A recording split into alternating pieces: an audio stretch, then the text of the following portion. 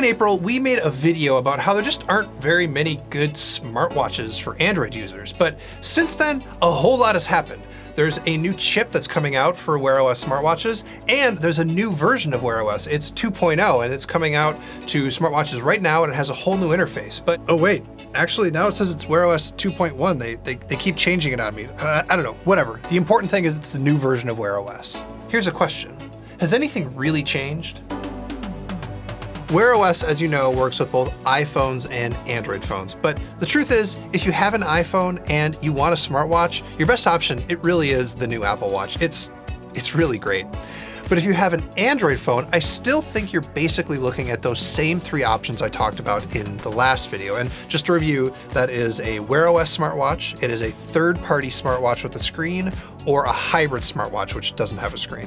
Now, I think right now the best third-party smartwatch is the Galaxy Watch, which is nice, but I kind of don't like it if you're not using a Samsung phone because there's a bunch of extra software. And the hybrid smartwatches, they're fine, they're still doing their thing. But the real question is, what's going on now with Wear OS?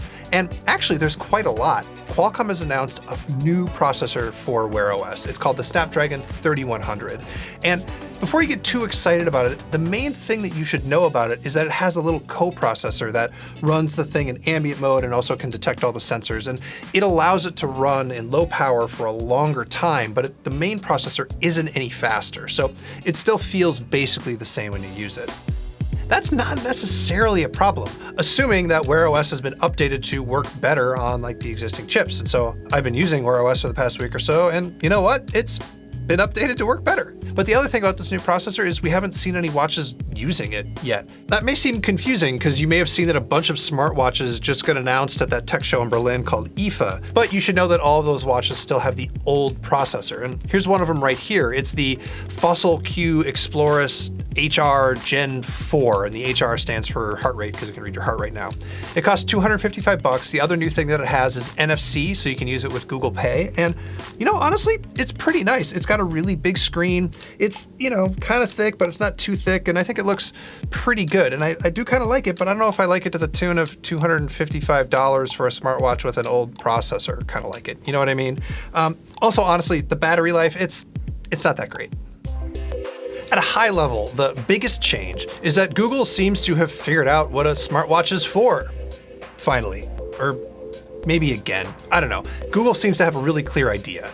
If you take a look at what's happening here, you begin to see something really important. So let's look at the new gestures on Wear OS.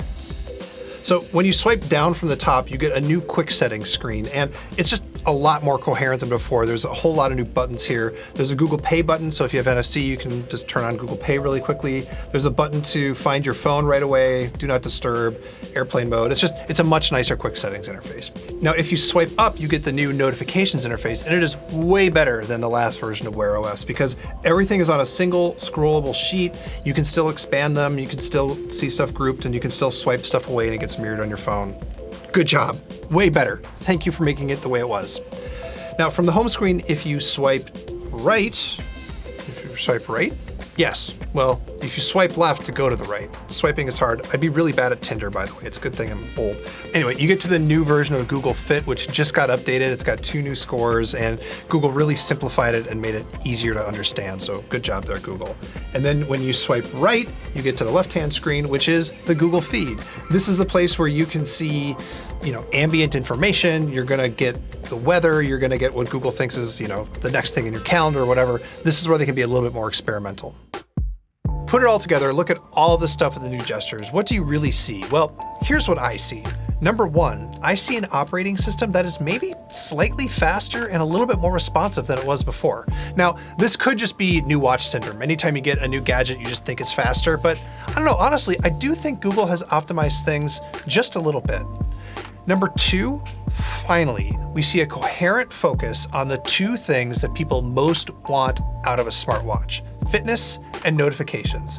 Both of those things are way better now, and they're easy to get to from the home screen, or the watch face. Anyway, the features are more purposeful now, and they're also more useful, especially Google Fit.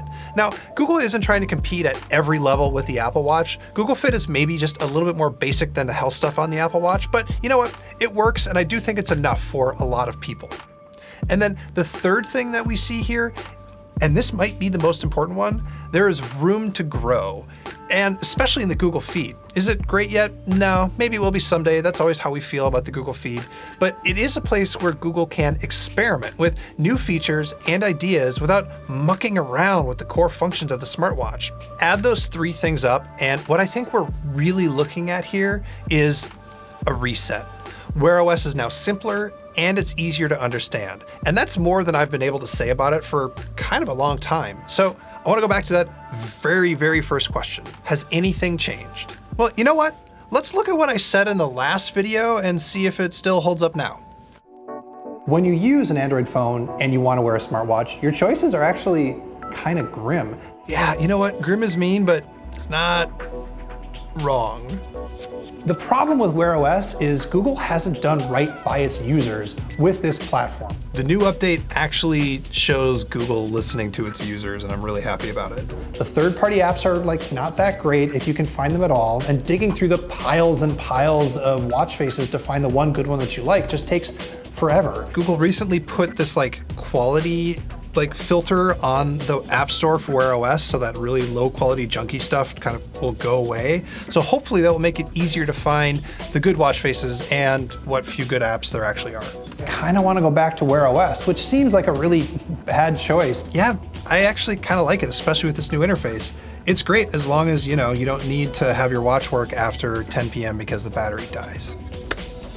Even though it might be the right choice for me, I don't think I can recommend a Wear OS watch to really anybody else. Still true, but that might not be the case forever, and let me explain why. Wear OS is in a much better place now than it was 6 months ago, and that comes down to Google solving the same problem that Apple solved with its watch, knowing what a smartwatch is for: time, fitness, notifications. Everything else is stuff you build on top of that foundation. And foundations should be simple and sturdy. And Wear OS, it finally is. But that doesn't mean that now is a great time to buy a Wear OS smartwatch. Sorry.